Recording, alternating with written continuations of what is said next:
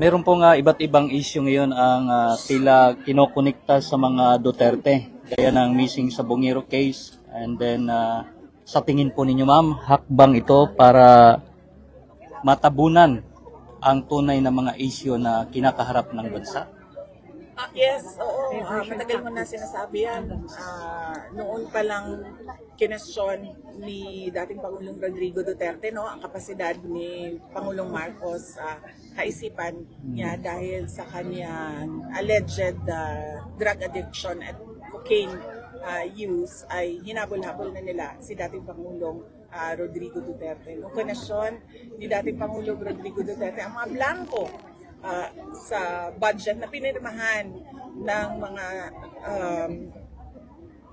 members ng bicameral committee at ng presidente ay tumindi yung kanilang pagpapanigurado na hindi na makapagsalita si dating Pangulong Rodrigo Duterte.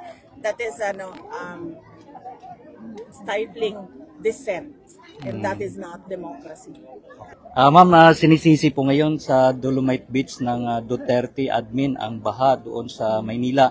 Sangayon po ba kayo dito ma'am na dapat masagutin ng gobyerno kung nasaan ang 5,500 plus flood control project dahil ngayon ay lubog din sa baha ang iba pang lugar sa Pilipinas? Oo.